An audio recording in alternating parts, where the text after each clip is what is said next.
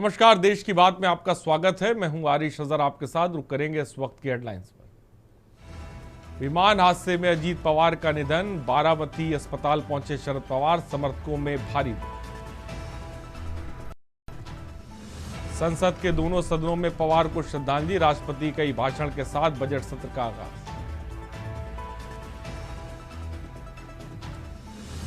शंकराचार्य स्वामी अवधूतेश्वरानंद ने दुखी मन से माघ मेला, बोले ऐसी कभी कल्पना नहीं की थी।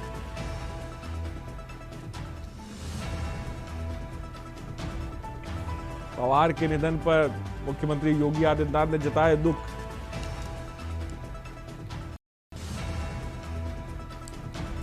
उत्तराखंड हाइड्रोजन नीति 2026 को मंजूरी।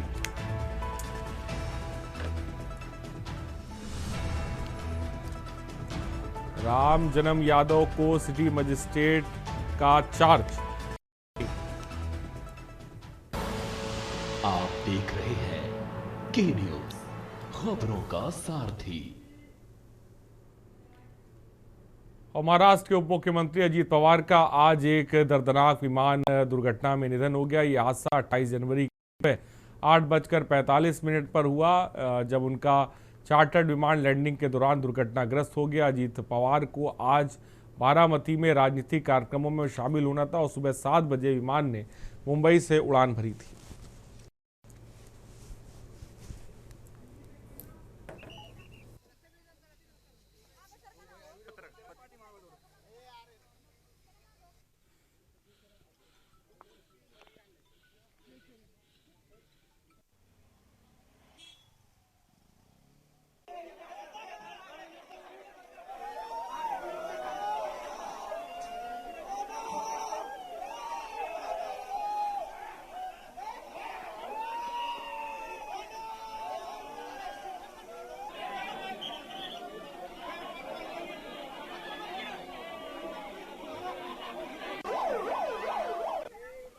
तिकडून मागणं गाडी येईल गावातून, त्यांना सांगा गाडी गावातून घेऊन यायला. पाणी संपलंय, त्यातलं पाणी संपलंय, काय करतो तो?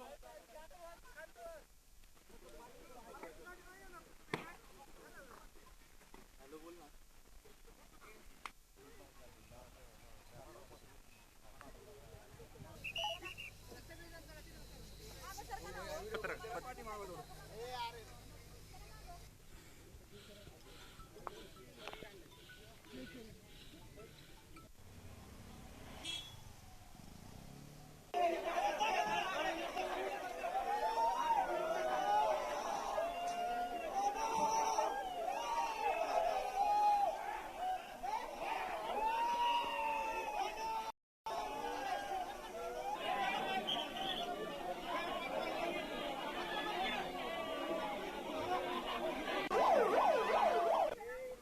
तिकडून मागणं गाडी येईल गावातून, त्यांना सांगा गाडी गावातून घेऊन यायला. त्यातलं पाणी संपलंय, काय करतो तो?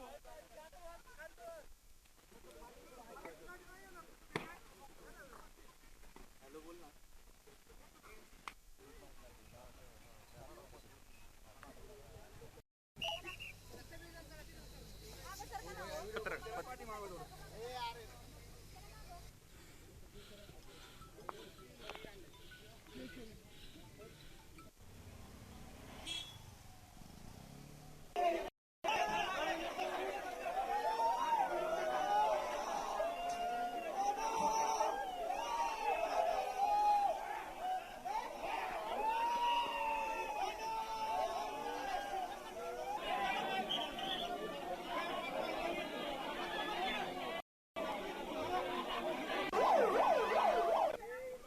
तिकडून मागणं गाडी येईल गावातून, त्यांना सांगा गाडी गावातून घेऊन यायला. पाणी संपलंय, त्यातलं पाणी संपलंय, काय?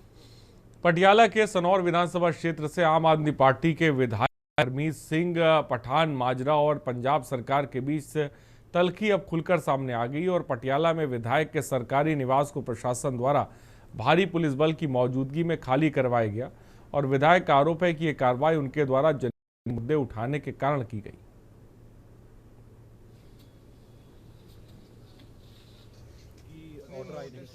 ਤਾਂ ਪਹਿਲਾਂ ਹੀ ਇਹਨਾਂ ਨੇ ਇਜੈਕਟਮੈਂਟ ਦਾ ਆਰਡਰ ਕੀਤਾ ਹੋਇਆ ਸੀਗਾ। ਜਿਸ ਸਬੰਧ 'ਚ ਅਸੀਂ ਡੀਸੀ ਸਾਹਿਬ ਕੋ ਪੈਂਡਿੰਗ ਸੀ ਸਾਡੀ, ਪਰ ਅੱਜ ਦੀ ਤਰੀਕ ਹੈ ਡੀਸੀ ਸਾਹਿਬ ਕੋ ਆਰਗੂਮੈਂਟ ਵਾਸਤੇ, ਪਰ ਉਹਦੇ ਤੋਂ ਪਹਿਲਾਂ ਹੀ ਜਿਹੜਾ ਡਿਸਟ੍ਰਿਕਟ ਐਡਮਿਨਿਸਟ੍ਰੇਸ਼ਨ ਹੈ ਉਹ ਖਾਲੀ ਕਰਾਉਣ ਵਾਸਤੇ ਆ ਗਿਆ। ਕੋਈ ਆਰਡਰ लेके आए जी? ਆਰਡਰ ਤਾਂ ਆਲਰੇਡੀ ਪਹਿਲਾਂ ਹੀ ਐਸਡੀਐਮ ਸਾਹਿਬ ਤੋਂ ਹੋਇਆ ਹੋਇਆ ਐਜੈਕਟਮੈਂਟ ਦਾ ਆਰਡਰ। ਵਕੀਲ ਸਾਹਿਬ ਦੇਰੀ ਕਿਉਂ ਹੋਈ? ਪਹਿਲਾਂ ਵੀ ਇੱਕ ਵਾਰੀ ਆਏ ਸੀ, ਉਦੋਂ ਚਲੇ ਗਏ ਸੀ, ਤੇ ਅੱਜ ਦੁਬਾਰਾ ਕੀ ਕੋਈ ਨਵਾਂ ਫੈਸਲਾ ਹੈ ਇਹਦੇ ਬਾਰੇ? ਬੇਸਿਕਲੀ ਜਿਹੜੀ ਅਪੀਲ ਸੀਗੀ, ਅਸੀਂ ਉਸ ਦੇ ਅਗੇਂਸਟ ਕੇਸ ਜਦੋਂ ਸਾਨੂੰ ਨੋਟਿਸ ਆਇਆ ਉਹਦੇ ਅਗੇਂਸਟ ਸਾਡਾ ਐਸਡੀਐਮ ਕੋਰਟ 'ਚ ਕੇਸ ਚੱਲਿਆ, ਜਿੱਥੋਂ ਉਹਨਾਂ ਨੇ ਸਾਡੇ ਨਾਲ ਨਾ ਸਹਿਮਤ ਹੁੰਦੇ ਹੋਏ ਇਹਨੂੰ ਐਜੈਕਟਮੈਂਟ ਦਾ ਆਰਡਰ ਕਰਤਾ। ਸਤਿ ਸ਼੍ਰੀ ਅਕਾਲ ਸਾਰੇ ਭੈਣ ਭਰਾਵਾਂ ਨੂੰ, ਜਿੰਨੇ ਵੀ ਹਲਕਾ ਸਨੌਰ ਵਾਸੀ ਜਾਂ ਪਟਿਆਲਾ ਵਾਸੀ ਜਿੱਥੇ ਜਿੱਥੇ ਮੇਰੀ ਆਵਾਜ਼ ਜਾਂਦੀ ਆ। ਅੱਜ ਮੈਨੂੰ ਲਾਈਵ ਹੋਣਾ ਪਿਆ ਮਜਬੂਰੀ ਥੋੜ੍ਹਾ ਜਿਹਾ। ਅਸਲ ਭਰਾਵੋ, ਜੋ ਆਮ ਆਦਮੀ ਪਾਰਟੀ ਆਪਣੇ ਡਿਕਟੇਟਰਸ਼ਿਪ, ਦਿੱਲੀ ਵਾਲੇ ਆਪਣੀ ਡਿਕਟੇਟਰਸ਼ਿਪ ਕਰਨਾ ਚਾਹੁੰਦੇ ਆ, ਇਹ ਆਪਣਾ ਆਪ ਦਿਖਾਉਂਦੇ, ਲੋਕਾਂ ਨੂੰ ਕਹਿੰਦੇ ਵੀ ਅਸੀਂ ਬਹੁਤ ਚੰਗੇ ਕੰਮ ਕਰਦੇ ਹਾਂ, ਵੀ ਅਸੀਂ ਜੋ ਵੀ ਕਹਿੰਦੇ ਆ ਵੀ ਉਹੀ ਚੰਗਾ, ਬਾਕੀ ਸਾਰੇ ਤੁਰੇ ਫਿਰਦੇ ਉਤਰਾ ਹੀ। ਵਿੱਚ ਹੀ ਸੀਐਮ ਸਾਹਿਬ ਜਦੋਂ ਆਪਾਂ ਪੰਜਾਬ ਦੀ ਗੱਲ ਕਰਦੇ ਜਾਂ ਆਕੜ ਕੇ ਗੱਲ ਕਰਦੇ ਨਾ। और नाभा में पिछले दिनों हुई हेड कांस्टेबल अमनदीप सिंह की सनसनीखेज हत्या के मामले में पुलिस को बड़ी सफलता मिली। एसएसपी पटियाला ने आज प्रेस वार्ता कर बताया कि इस वारदात में शामिल सभी अज्ञात आरोपियों को पहचान कर उन्हें गिरफ्तार कर लिया गया और पुलिस की जांच में सामने आया कि यह कोई सुनियोजित हत्या नहीं बल्कि तत्कालिक गुस्से का परिणाम थी। ਸੀਗੇ ਇਹਨਾਂ ਨੇ ਪਾਈ ਹੋਈ ਸੀ ਤੇ ਇਹ ਆਪਣੇ ਭਰਾ ਦੇ ਨਾਲ ਉੱਥੇ ਕੁਝ 버ਗਰ ਜਾਂ ਸੈਂਡਵਿਚ ਕਹਿ ਲਈਏ, ਕੋਈ ਆਈਟਮ ਉੱਥੇ ਖਾਣ ਨੂੰ ਗਈ ਸੀ ਤੇ ਉੱਥੇ ਇਹਨਾਂ ਦੀ ਦੁਕਾਨ ਤੇ ਖੜੇ ਇੱਕ ਨੌਜਵਾਨ ਨਾਲ ਜਿਹੜੀ ਆ ਇਸ ਗੱਲ ਤੇ ਬਹਿਸ ਸ਼ੁਰੂ ਹੁੰਦੀ ਆ ਕਿ ਉਹ ਕਹਿੰਦੇ ਕਿ ਤੁਸੀਂ ਪੇਮੈਂਟ ਕਰੋ। ਇਹ ਕਹਿੰਦੇ ਅਸੀਂ ਕਰ ਰਹੇ ਹਾਂ ਪੇਮੈਂਟ, ਅਸੀਂ ਕਿਤੇ ਨਹੀਂ ਜਾ ਰਹੇ, ਅਸੀਂ ਪੇਮੈਂਟ ਕਰਕੇ ਹੀ ਜਾਵਾਂਗੇ। ਤੇ ਉਨੀ ਦੇਰ 'ਚ ਤਲਖੀ ਤੇ ਬਹਿਸ ਬਸਾਈ ਜਿਹੜੀ ਆ ਉਹ ਵੱਧ ਜਾਂਦੀ ਆ ਤੇ ਧੱਕਾ ਮੁੱਕੀ ਆ ਤੇ ਉਹ ਫੋਨ ਕਰਦੇ ਆ ਤੇ ਇਮੀਡੀਏਟਲੀ 6-7 ਨੌਜਵਾਨ ਜਿਹੜੇ ਉੱਥੇ ਆ ਕੇ ਇਸ ਵਾਰਦਾਤ ਨੂੰ ਅੰਜਾਮ ਦੇ ਦਿੰਦੇ ਤੇ ਅਸੀਂ 36 ਘੰਟਿਆਂ ਦੇ ਅੰਦਰ ਇਸ ਵਾਰਦਾਤ ਨੂੰ ਅੰਜਾਮ ਦੇਣ ਵਾਲੇ ਸਾਰੇ ਕਾਤਲਾਂ ਨੂੰ ਸਾਰਿਆਂ ਨੂੰ ਅਰੈਸਟ ਕਰ ਲਿਆ।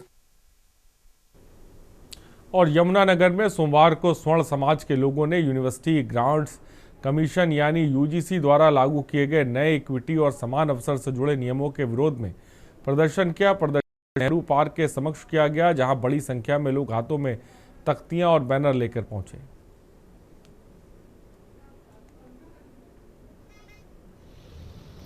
यूजीसी 2026 के नाम से यूनिवर्सिटी कमीशन द्वारा कानून बनाया गया है। इसमें भेदभाव इतना ज्यादा है कि स्वर्ण समाज को तो पहले से ही अपराधी मान लिया गया है और दूसरे समाज को स्वर्ण समाज से अलग कर दिया गया है कि अगर कोई भी भेदभाव होता है तो स्वर्ण समाज के खिलाफ कंप्लेंट दी जाएगी, बिना किसी जांच पड़ताल के 24 घंटे के अंदर मामला दर्ज किया जाएगा। और अगर जांच भी होगी, जो इक्विटी कमेटी बनेगी उसमें कोई भी जनरल कैटेगरी के किसी मेंबर का प्रावधान नहीं है। और हरियाणा के ऊर्जा, परिवहन और श्रम मंत्री अनिल विज ने आज अंबाला छावनी के 3 बड़े प्रोजेक्टों अटल मॉल, एक bank square, night food street और फायर ब्रिगेड बिल्डिंग के निर्माण कार्य का निरीक्षण करते हुए नगर अधिकारियों और निर्माण एजेंसियों को दिशा निर्देश दिए। इस दौरान विज ने कहा कि अंबाला छावनी की जनता की सुविधा हेतु इन 3 बड़े प्रोजेक्टों पर निर्माण कार्य चल रहा है।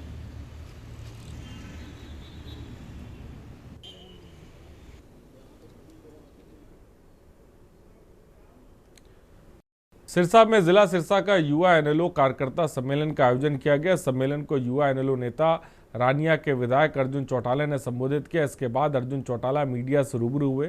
अर्जुन चौटाला ने बताया कि कर्ण चौटाला पिछले 15 दिनों से प्रदेश भर का दौरा कर रहे हैं। कहीं कम ना आए, लेकिन जब मैं 10:30 बजे 10:15 बजे यहाँ पहुँचा तो सिरसा जिले की हमारी युवा की कार्यकारिणी की बैठक थी। लगातार पिछले 15 दिन से चौधरी करण सिंह जी हरियाणा के विभिन्न जिलों में जाकर के युवाओं से मिलने का काम कर रहे हैं, उनकी समस्याएं सुनने का भी काम कर रहे हैं और सरकार कार्यक्रमों को और उनकी दुष्ट नीतियों के बारे में भी लोगों को जानकारी देने का काम कर रहे हैं। साथ साथ चलते चलते युवाओं के अंदर भी एक बहुत उत्साह देखने को है और जितनी उत्साह देखने को मिल रही है उतनी एक उम्मीद आज भी युवा के चेहरे पे दिखती है कि आज भी उनको उम्मीद है।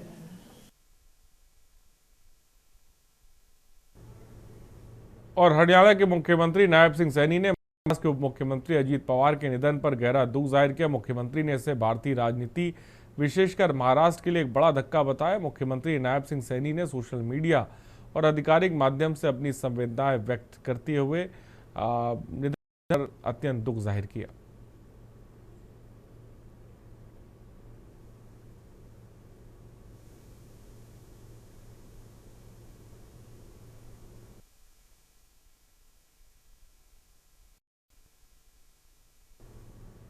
और मध्य प्रदेश के मुरैना जिले में अपराधियों के हौसले इस कदर बुलंद है कि अब उन्हें खाकी का खौफ भी नहीं है। बीती रात सिटी कोतवाली थाना क्षेत्र के एस रोड पर जिले के सबसे सुरक्षित स्थान यानी बंगले के ठीक सामने बदमाशों ने घंटों उत्पात मचाया और पुलिस असहाय नजर आई। प्रत्यक्षदर्शियों के अनुसार बेखौफ बदमाशों ने वहां खड़ी एक कार को निशाना बनाया और बदमाशों से जमकर पत्थर भी बरसाए।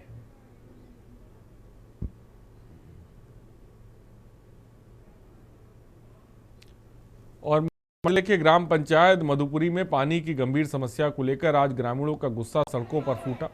वर्षों से चली आ रही जल समस्या और लगातार अनदेखी से परेशान ग्रामीणों ने आज चक्का जाम कर दिया और सड़क पर महिला, पुरुष और बुजुर्ग बड़ी संख्या में बैठकर प्रदर्शन करते नजर।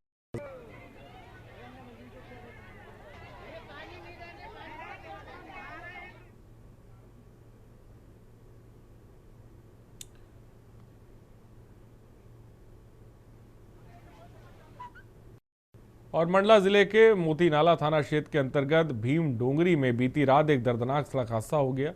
यहां एक ट्रैक्टर की चपेट में आने से एक मजदूर की मौत हो गई और हादसा इतना भीषण था कि मजदूर को संभलने का मौका तक नहीं मिला। यह हादसा रात करीब 11 बजे बताया जा रहा है।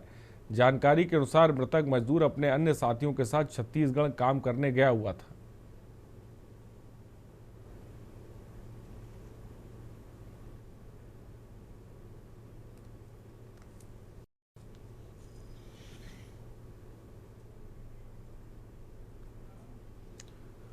और पतंग उड़ाकर आसमान छूना पतंगबाजों को भले ही सुकून देता हो, लेकिन दूसरों की पतंग काटने की नीति से इस्तेमाल किए जाने वाला मांझा खुले आसमान में उन्मुक्त उड़ान भरने वाले पंछियों के लिए जानलेवा बनता जा रहा है। नज़र पड़ते ही गुजरने वाले वन विभाग को मामले की जानकारी देते रेस्क्यू शुरू किया गया। पतंग के जरिए मांझे को काट कर कबूतर को छुड़ाया जा सका।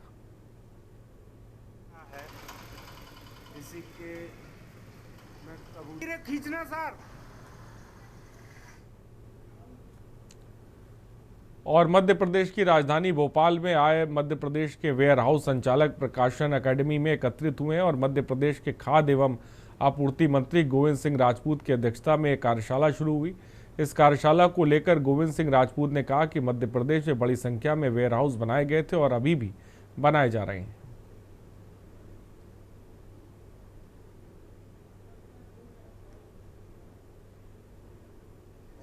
इच्छा थी कि वेयर हाउस के हमारे उन साथियों के लिए बुलाएं और बैठकर चर्चा करें, क्योंकि हम और आप, शासन और आप एक ही गाड़ी के दो पहिए हैं।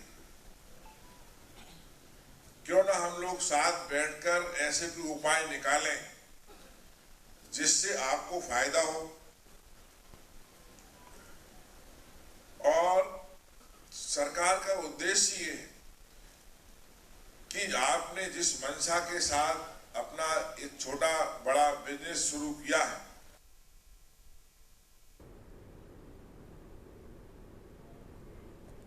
और हजारीबाग रेलवे स्टेशन के समीप स्थित कूद गांव के ग्रामीण इन दिनों गंभीर समस्या से जूझ रहे हैं। रेलवे स्टेशन के पास एफसीआई के मॉल ढुलाई के लिए जिस सड़क का इस्तेमाल किया जाता है वही सड़क ग्रामीणों के लिए मुसीबत बन गई है। हजारीबाग स्टेशन से 4 जिलों के लिए माल ढुलाई होती है, जिसके कारण भारी वाहनों की आवाजाही लगातार बनी रहती है। इससे सड़क की हालत बेहद हो चुकी है। जो 3 जिला का यहाँ से माल ढुलाई होता है, हजारीबाग जिला, चतरा जिला, कोडरमा जिला, चौथा अभी रामगढ़ जिला भी स्टार्ट हो गया। और ये रोड एकदम बदहाल है। हर एक वर्ष 5 से 10 ट्रक पलटती है, यहाँ पे माल पलट जाता है। और काफ़ी ग्रामीण जनता को आने जाने के लिए भी दिक्कत है। और पहले भी हम लोग कई आंदोलन कर चुके हैं रोड लेकर के, लेकिन अभी तक इसका समस्या का समाधान नहीं हुआ। और इस रोड का समाधान नहीं होने के कारण काफ़ी धूल उड़ती है, जिससे हम ग्रामीण जनता भी परेशान है। और इसका एकदम धूल से आँख और बच्चे का सेहत का बीमारी से टीबी हो गया, अनेक तरह का बीमारी का सामना पड़ रहा है। हजारीबाग में शहरवासियों को बेहतर स्वास्थ्य के प्रति जागरूक करने और प्रदूषण मुक्त पर्यावरण का संकल्प दिलाने के उद्देश्य से आज बुधवार को संत जेवियर्स स्कूल द्वारा भव्य साइक्लोथॉन का आयोजन किया गया।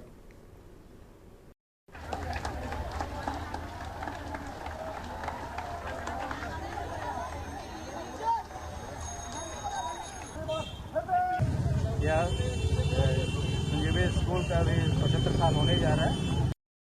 हमारे एक ऐतिहासिक समय है और हम लोग ने जो स्कूल वाले तो हम लोग चाहते हैं कि हजारीबाग वाले इसकी जानकारी रखें और विशेष करके साइक्लोथॉन रखा गया है कि हम लोग थोड़ा सा वातावरण तो बहुत दूषित जा रहा है, तो लोगों को थोड़ा चाह साइकिलिंग करने के लिए और बच्चों को प्रोत्साहन देते हुए और लोग भी देखते हैं जैसे उसका प्रोत्साहन पा करके साइकिल का ज़्यादा उपयोग करें और प्रदूषण से जुड़ा।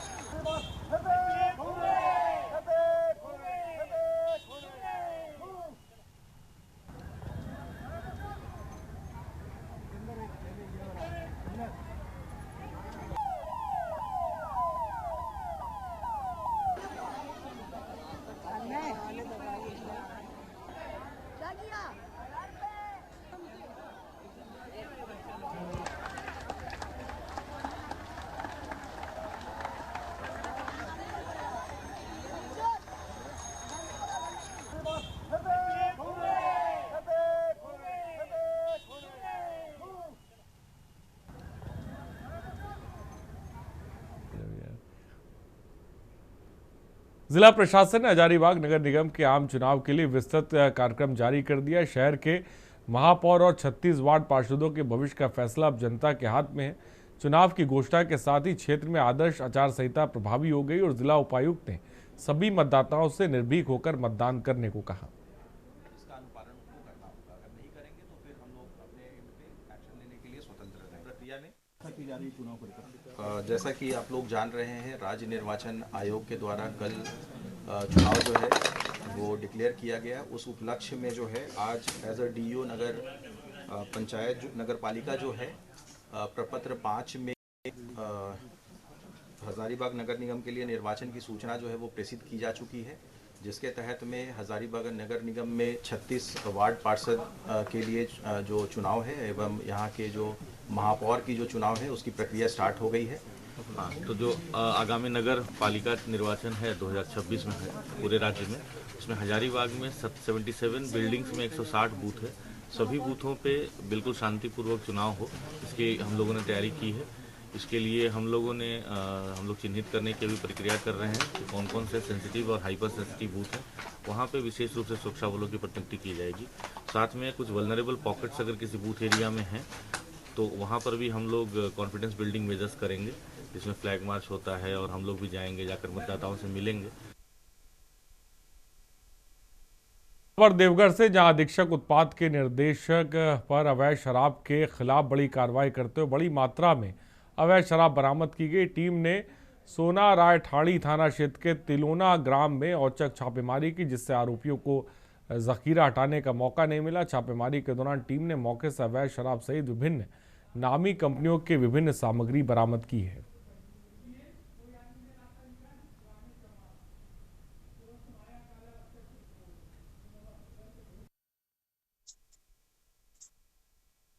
ये अधीक्षक उत्पाद के निर्देशानुसार तिलौना गांव में छापामारी की गई, जो सोना गठारी थाना अंतर्गत आता है। वहां से लगभग भारी मात्रा में 910 लीटर अवैध सुसव, 153 लीटर विदेशी शराब जब्त कर एक के विरुद्ध फरार अभियोग दर्ज किया गया और जिसका नाम मंटू यादव।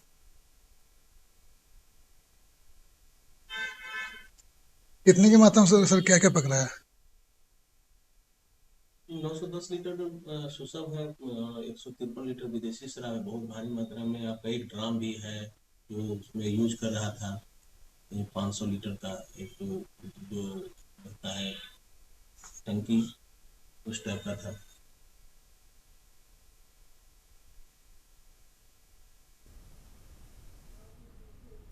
और खबर हजारीबाग से, जहां पुलिस अधीक्षक अंजन कुमार ने नगर निगम चुनाव 2026 के मद्देनजर महातत्वों के साथ बैठक कर जरूरी दिशा निर्देश जारी किए। उन्होंने बैठक में मौजूद सभी डिप्टी एसपी, अनुमंडल पुलिस पदाधिकारी, थाना प्रभारी और पुलिस निरीक्षकों को आदर्श आचार संहिता का राज्य निर्वाचन आयोग के निर्देशों के तहत कड़ाई से अनुपालन सुनिश्चित कराने पर जोर दिया।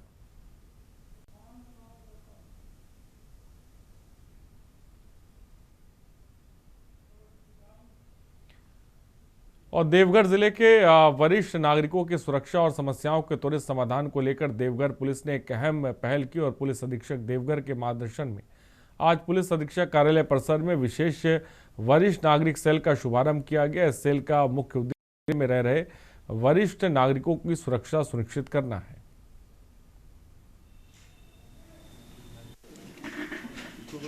इसका नाम हम लोगों ने सहयोग रखा है।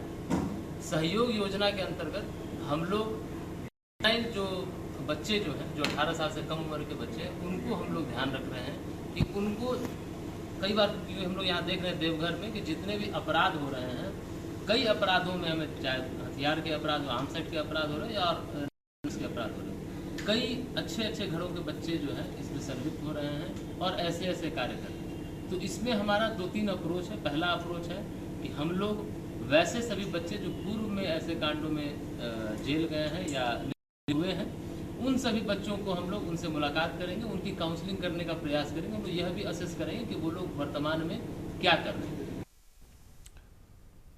और सरगुजा से खबर है, रिश्वत मामले में नजूल आरआई को सजा, बहादुर सिंह को सुनाई गई 4 साल की सजा।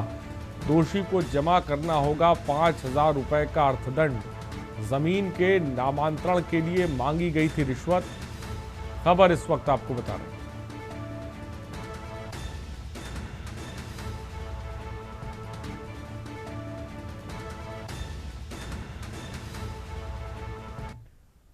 छत्तीसगढ़ पुलिस महकमे में पदोन्नति को लेकर बड़ा विवाद सामने आया। कबीरधाम की पुलिस अधीक्षक और 2012 बैच के आईपीएस अधिकारी धर्मेंद्र सिंह छवई ने मुख्यमंत्री को पत्र लिखकर नियमों की अनदेखी और भेदभाव का आरोप लगाया। अधिकारी का कहना है कि पुलिस मुख्यालय की कई पदोन्नति सूचियों में नाम होने के बावजूद उन्हें पदोन्नति नहीं दी गई।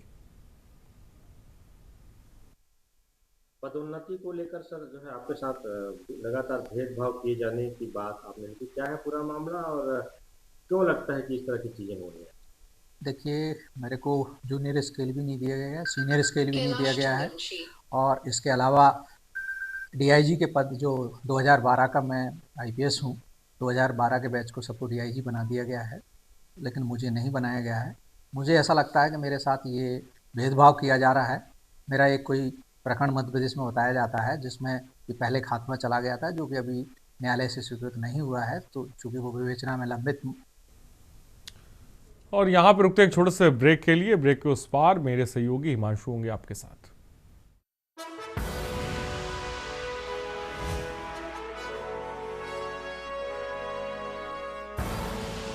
आप देख रहे हैं के न्यूज़, खबरों का सारथी। ब्रेक के बाद आपका स्वागत है और मैं हूं आपके साथ हिमांशु श्रीवास्तव। खबर जांजगीर चांपा से है, जहां स्टाफ ने मनमाने ढंग से कलेक्टर कार्यालय के प्रतीक्षालय को गोदाम बना रखा है। स्क्रीन पर दिखाई जा रही तस्वीरें जिले के आला प्रशासनिक अफसर के कार्यक्रम से जुड़ी हैं, जो व्यवस्था पर गंभीर सवाल खड़े कर रहे हैं। जी आप इन तस्वीरों पर कोई गोदाम समझने की गलती मत करिए, क्योंकि वास्तव में यह कोई गोदाम नहीं बल्कि कलेक्टर कार्यालय का प्रतीक्षालय है। इस प्रतीक्षालय का निर्माण तो जिला कलेक्टर से मिलकर फरियाद सुनाने वाले आम और खास लोगों के लिए कराया गया था। हालांकि स्टाफ ने इस कक्ष में फाइलें और फर्नीचर और अन्य कार्यालयी सामान को जमा कर शासन की मंशा पूरी तरह से पानी फेर रखा है।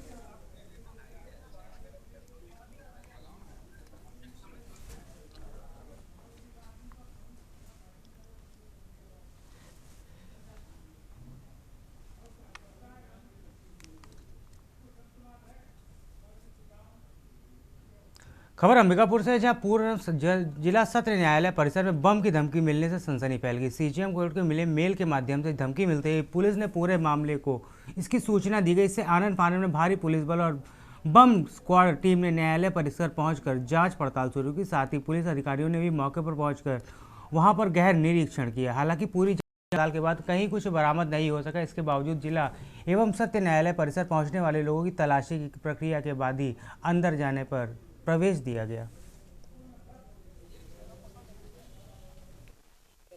हाँ, एक सिक्योरिटी थ्रेट का यहाँ पर एक मेल आया है। मेल के आधार पर हमको सूचना मिली है माननीय न्यायालय से, तो उसमें पूरा पुलिस बल यहाँ लगाया गया और बीडीएस की टीम लगाई गई है, यहाँ पर चेक की जा रही है। और जो ईमेल है उसको भी हमने संज्ञान में लिया है और उसको भी हम चेक कर रहे हैं कि ईमेल कहाँ से आया और भेजा है और इसका क्या उद्देश्य है, उस पर भी हम काम कर रहे हैं। अभी तक कोई ऐसा अभी तक किसी प्रकार कोई संदिग्ध वस्तु या फिर किसी प्रकार से कोई संदिग्ध व्यक्ति नहीं मिला है, लेकिन लगातार चेकिंग जारी है और यहाँ पर सुरक्षा के तगड़े बंदोबस्त किए गए हैं। खबर सूरजपुर से, जहां विशेष न्यायाधीश एक्ट ने नशीले इंजेक्शन की तस्करी मामले में आरोपी मोहम्मद इस्माइल अंसारी को दोषी करार दिया। न्यायिक आदेश में 32 वर्षीय देवनगर नावापारा निवासी आरोपी को 10 वर्ष का सश्रम कारावास सहित 1 लाख रुपए अर्थदंड की सजा दी गई। बता दें कि पुलिस ने 365 नशीले इंजेक्शन के सहित गिरफ्तार किया था। वही गिरफ्तारी के बाद आरोपी को एनडीपीएस एक्ट की धारा 21C के तहत जेल भेजा गया।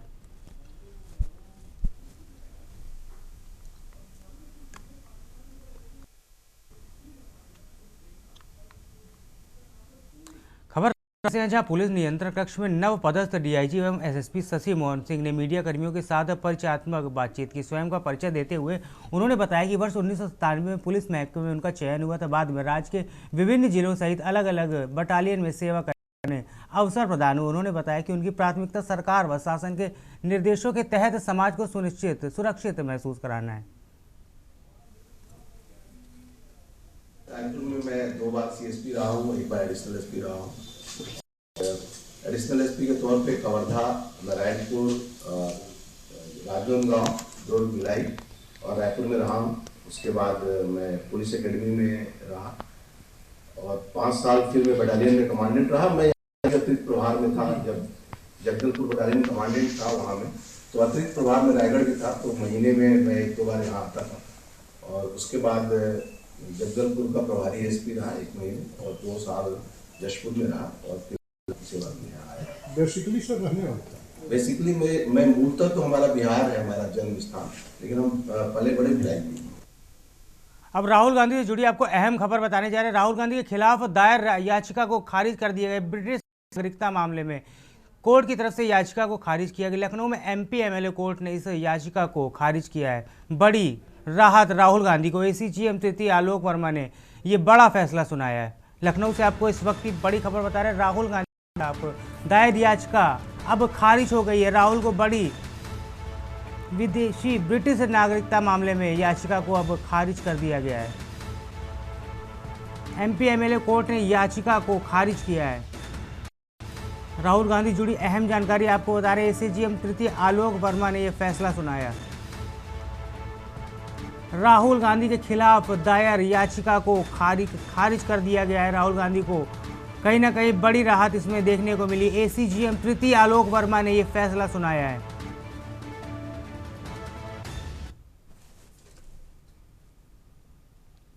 एक और अहम जानकारी आपको लखनऊ से बता रही है, जहां यूपी की ग्रामीण अर्थव्यवस्था को अब नया चेहरा मिलने जा रहा है।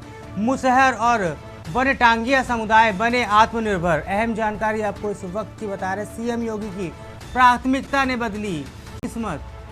प्रमुख समुदायों के उत्थान का जारी हुआ रिपोर्ट कार्ड। समाज के हर तबके का उत्थान मुख्यमंत्री की प्राथमिकता। मुसहर वन टांगिया समुदाय अब आत्मनिर्भर की श्रेणी में। सीएम योगी की प्राथमिकता से बदली तस्वीर। प्रमुख समुदायों के उत्थान का जारी हुआ रिपोर्ट कार्ड। समाज के हर तबके का उत्थान मुख्यमंत्री की प्राथमिकता।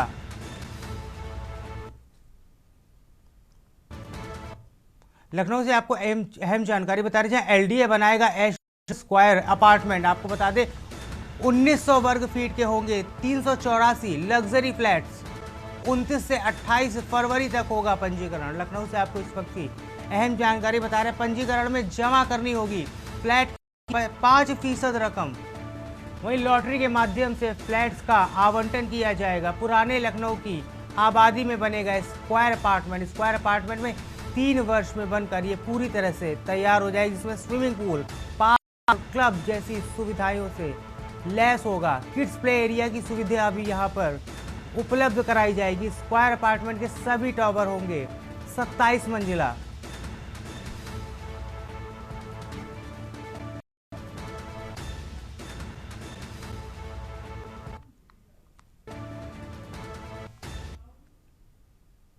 अहम जानकारी आपको फर्रुखाबाद से बताने जा रहे हैं, जहां खाना बनाते समय महिला के कपड़ों में भीषण आग लगे। महिला के में आग लगने से महिला चीखी। पति ने मौके पर पहुंचकर आग बुझाने का प्रयास किया, जिसमें महिला और पति दोनों बुरी तरह से झुलस गए। दोनों को घायल अवस्था में इलाज के लिए सीएचसी में भर्ती कराया गया है। हालत गंभीर होने पर उन्हें काल जिला अस्पताल लोहिया रेफर कर दिया गया।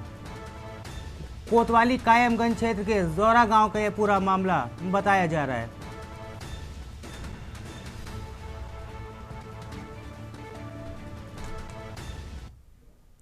फर्रुखाबाद जनपद की कायमगंज पुलिस ने कोतवाली क्षेत्र कल्ला खेल में चल रही एक अवैध शस्त्र फैक्ट्री पर छापेमारी कर 3 शातिर अभियुक्तों को गिरफ्तार किया है। पुलिस ने मौके से अपनी अधबनी राइफल, पिस्टल और तमंचों का भारी जखीरा बरामद कर एक बड़े नेटवर्क को ध्वस्त कर दिया। पुलिस अधीक्षक आरती सिंह के निर्देशन और सीओ कायमगंज राजेश कुमार द्विवेदी के नेतृत्व में कोतवाली प्रभारी मदन मोहन चतुर्वेदी व कस्बा चौकी प्रभारी सोमवीर सिंह की टीम ने मुखबिर की सटीक सूचना पर यह कार्रवाई की है। मोहल्ला काला खेल में मकान में चल रही इस फैक्ट्री ने रिहायशी इलाके में सुरक्षा को लेकर भी सवाल खड़े कर दिए। पुलिस लाइन सभागार प्रेस कॉन्फ्रेंस में एसपी आरती सिंह ने बताया कि जिले में ये अभियुक्त लंबे समय से अवैध शस्त्रों के निर्माण और सप्लाई में संलिप्त थे।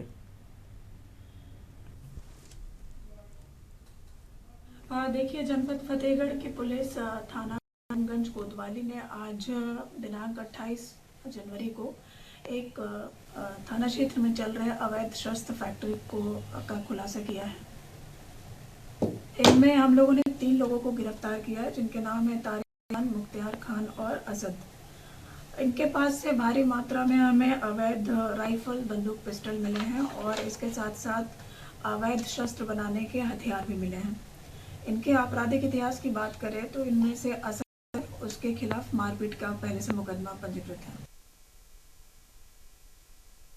समाजवादी पार्टी के अध्यक्ष अखिलेश यादव ने अजीत पवार के निधन पर शोक व्यक्त करते हुए उन्हें महाराष्ट्र के एक बेहद लोकप्रिय जन नेता बताया। हालांकि शोक संवेदना व्यक्त करने के साथ ही उन्होंने इस हादसे के पीछे के कारणों पर स्पष्टता की मांग की। अखिलेश यादव ने इस विमान हादसे पर अपनी प्रतिक्रिया देते हुए सुरक्षा प्रोटोकॉल को लेकर चिंता जताई। उन्होंने कहा कि अजीत पवार जी महाराष्ट्र के बहुत लोकप्रिय नेता रहे। वीआईपी के साथ इस तरह की घटना नहीं चाहिए। बात बिल्कुल साफ होनी चाहिए कि आखिरकार इस घटना क्यों हुई, इसके पीछे की कारण क्या है, यह स्पष्ट होना बेहद ज़रूरी है। उन्होंने इस बात पर जोर दिया कि हाई प्रोफाइल हस्तियों की यात्रा के दौरान सुरक्षा मानकों में कोई कमी नहीं रहनी चाहिए। अखिलेश यादव ने संकेत दिया कि इतनी बड़ी दुर्घटना की गहन जांच होनी चाहिए ताकि भविष्य में ऐसी दुर्घटनाओं या घटनाओं को रोका जा सके। डिप्टी सीएम कई बार रहे वो, और महाराष्ट्र के बहुत लोग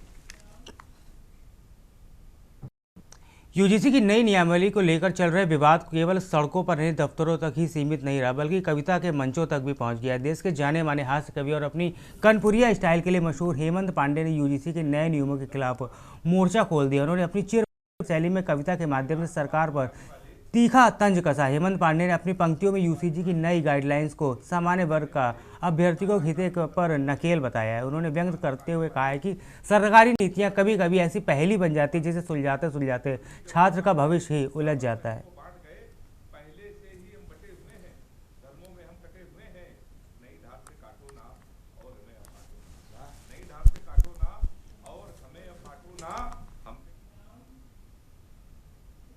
खबर गाजीपुर से, जहां यूसीजी की नई नियमावली को लेकर सवर्ण समाज अब आक्रोश सड़कों पर सैलाब बनकर उमड़ पड़ा है। जिला उप मुख्यालय पर आज अखिल भारतीय क्षत्रिय महासभा, छात्र सभा, राष्ट्रवादी जन संग्रह पार्टी और बड़ी संख्या में भाजपा कार्यकर्ताओं ने संयुक्त रूप से जोरदार विरोध प्रदर्शन किया।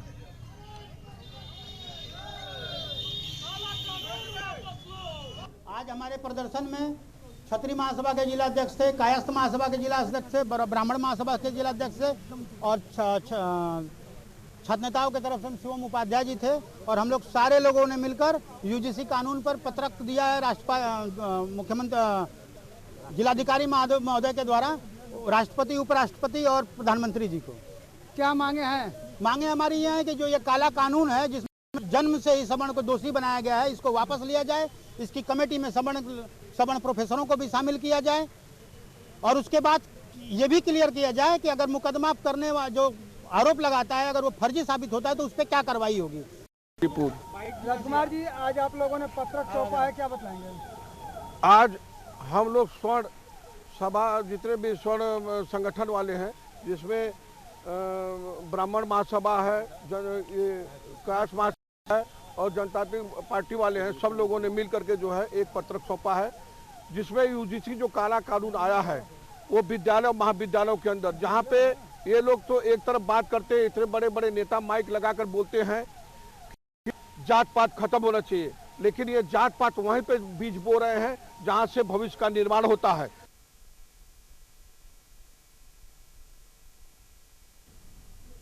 उत्तराखंड की हसीन वादियों वाला चक्राता बर्फ की सफेद रोड चुका है। लंबे इंतजार के बाद जनवरी के आखिर हफ्ते में हुई बर्फबारी ने न सिर्फ पर्यटकों के चेहरे पर खुशी ला दी है बल्कि पर्यटन और बागवानी से जुड़े स्थानीय लोगों के लिए भी उम्मीद की नई किरण जगाई है। चक्राता और उसके आसपास की ऊंची पहाड़ियां जो अक्सर नवंबर दिसंबर में ही बर्फ से लगदग हो जाती थी, वहीं से बार बर्फबारी के लिए लंबा इंतजार करना पड़ा। लेकिन अब जनवरी के आखिर सप्ताह में कुदरत मेहरबान हुई और वादियों ने बर्फ का श्रृंगार कर लिया।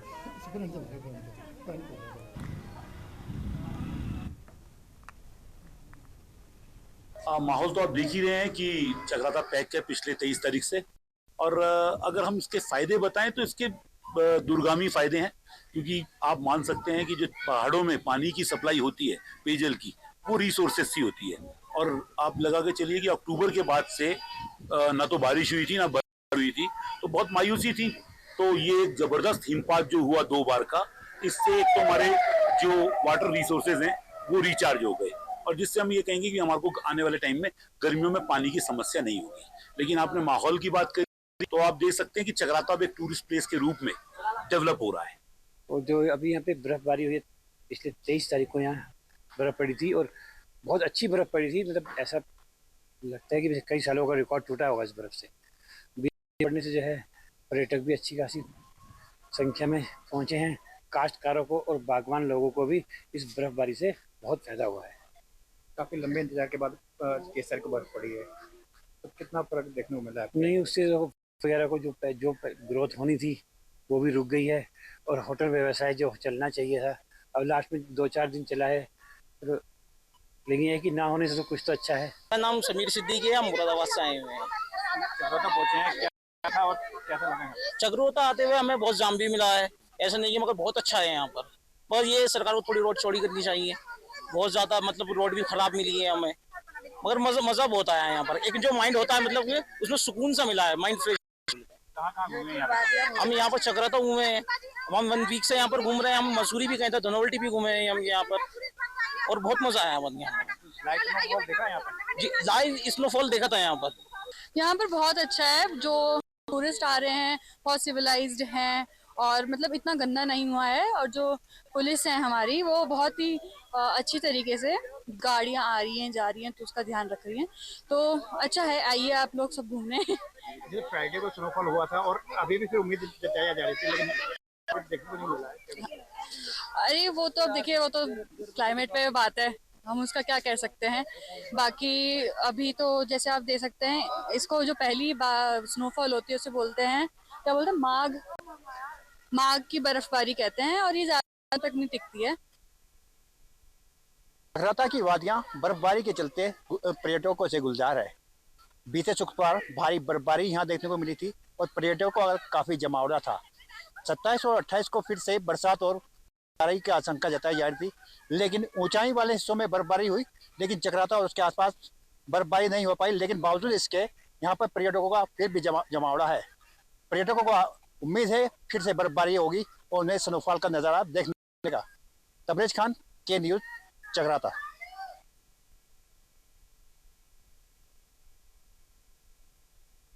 गोरख धंधे के मामले में पुलिस ने फरार चल रहे आरोपी शुभम सिंह की प्रॉपर्टी को फ्रीज कर दिया है। मामले में आरोपी शुभम गाजीपुर की नित्यांश मेडिकल एजेंसी का मालिक है। आरोपी शुभम सिंह फरार चल रहा है। ऐसे में गाजीपुर की सदर कोतवाली पुलिस ने आरोपी शुभम सिंह को 1.85 करोड़ की संपत्ति अस्थायी रूप से फ्रीज करने का दावा किया है।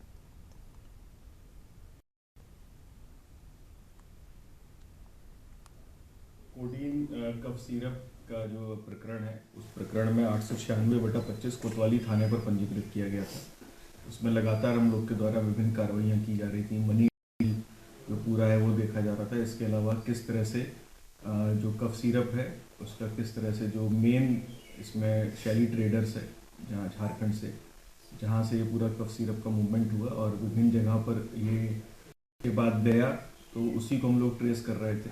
तो उसके संबंध में जो मुकदमा पंजीकृत करवाया गया था औषधि विभाग के द्वारा, तो उसमें ये ज्ञात हुआ कि हमारे यहाँ की विभिन्न फर्में जिसमें केवल कागज़ों में कफ सिरप का मूवमेंट हुआ था और किसी प्रकार से कफ सिरप यहाँ पर नहीं आया।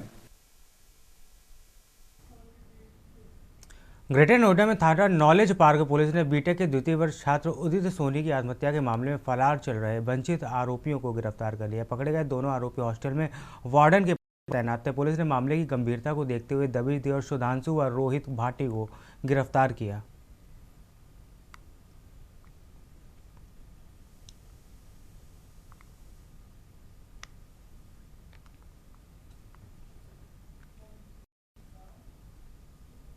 उत्तर प्रदेश के शाहजहांपुर में सेंट्रल बार एसोसिएशन की चुनाव प्रक्रिया की तैयारियां लगभग पूरी कर ली गई हैं। मुख्य चुनाव अधिकारी अनंत सिंह ने मीडिया से जानकारी देते हुए बताया कि सेंट्रल बार एसोसिएशन शाहजहांपुर की मतदाता सूची का काउंसिल को भेज, साथ ही मतदाता सूची में 1617 वोट हैं, जबकि सप्लीमेंट्री सूची में 63 वोट शामिल है। सभी वोट मिलाकर कुल 1680 मतदाता हैं। 2 फरवरी को नामांकन प्रक्रिया संपन्न कराई जाएगी।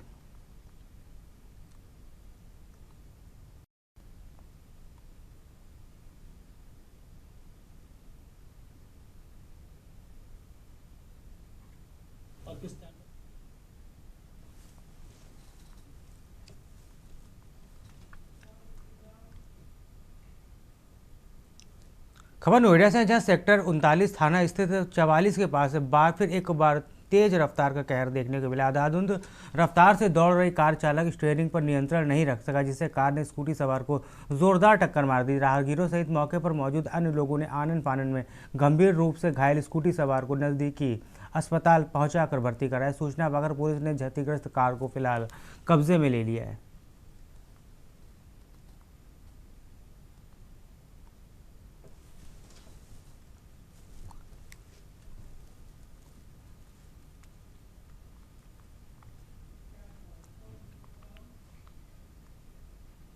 आगरा में यूसीजी को लेकर अधिवक्ताओं में गुस्सा, सड़क पर फूट पड़ा। बड़ी संख्या में अधिवक्ता एकजुट होकर प्रदर्शन के लिए निकले और केंद्र सरकार के खिलाफ जमकर नारेबाजी की। इस दौरान प्रधानमंत्री मोदी और गृह मंत्री अमित शाह का पुतला दहन भी किया गया। प्रदर्शनकारियों ने साफ चेतावनी दी है, यदि सरकार यूजीसी के जुड़े फैसलों को वापस नहीं लेती है तो विरोध प्रदर्शन लगातार जारी रहेगा। सीधी बात है कि गवर्नमेंट के लेवल पर, सेंट्रल गवर्नमेंट के लेवल पर आप देखें जातियों में किस तरह विभाजित करने का काम किया जा रहा है। आम आदमी मूर्ख नहीं है, सारी बातों को समझता है और उन पर सोच विचार कर निर्णय लेता है। आज हम ही द्वारा बनाए गए और हमें ही प्रताड़ित किया जा रहा है। आप ये देखें कितनी जातियों में बांट दिया। देखो वो गवर्नमेंट आकर यही एक तरह के आंदोलन चलाते हुए, क्या नाम, आंदोलन करने के लिए मजबूर करती है। ये आज यूजीसी काले कानून को लेकर जो केंद्र सरकार ने इसे पारित किया, इस सवर्णों को दबाने का काम कर रहे हैं। सवर्णों ने ऐसा बिगाड़ा है, जो इस प्रकार के कानून ये ला रहे हैं, ये लोग कभी देश के हित में कभी कोई काम नहीं करना चाहिए, वकीलों के हित पे काम कर, जब तक प्रोटेक्शन एक्ट लाए, इस तरह के कानून लाए जो इनका विरोध ना हो, सब लोग इनको अच्छी वकील जो हमारे पूरे वकील समाज के लोग हैं इनको अप्रिशिएट करें, लेकिन ये लोग यूजीसी ऐसे कानून ला के राजनीतिक एजेंडा बनाते हुए। फर्रुखाबाद में माघ मेले की धार्मिक छठा पर आज आसमान से बरसी आफत ने पानी फेर दिया है। रामनगरिया मेला क्षेत्र में मुख्य पंडालों से लेकर मनोरंजन तक हर तरफ जल भराव की स्थिति बनी हुई है। बारिश की वजह से कल्पवास कर रहे श्रद्धालुओं और आश्रमों में रह रहे साधु संतों के सामने रहने और भोजन बनाने तक का संकट गहरा गया है। बारिश के कारण माघ मेले के लगभग हर हिस्से में पानी भर गया। मेला प्रशासन का कार्यालय, मुख्य सरकारी पंडाल भी बारिश के पानी से अछूते नहीं रहे।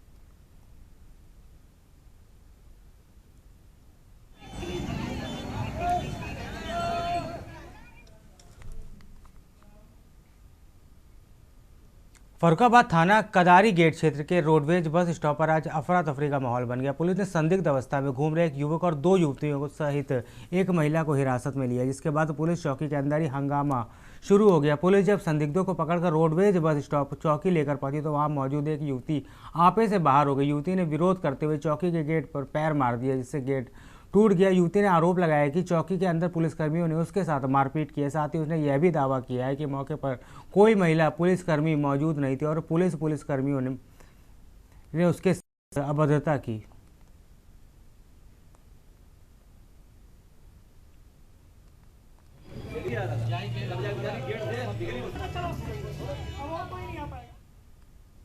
खबर फर्रुखाबाद से, जहां फतेहगढ़ स्थित कलेक्ट्रेट सभागार में डीएम आशुतोष कुमार द्विवेदी की अध्यक्षता में जिला स्वास्थ्य समिति की मासिक बैठक संपन्न हुई। जिलाधिकारी ने विभिन्न चिकित्सालयों में फार्मासिस्ट के अनुपस्थित रहने की शिकायतों पर नाराजगी जताते हुए सभी पीएचसी और सीएचसी की कोल्ड चेन की रिपोर्ट मांगी। इलाहाबाद क्षेत्र के जर्जर चिकित्सालय मामले की रिपोर्ट तैयार करने के लिए 3 सदस्यीय समिति का गठन कर निष्क्रिय कर्मचारियों को चिन्हित करने के निर्देश भी दिए गए हैं।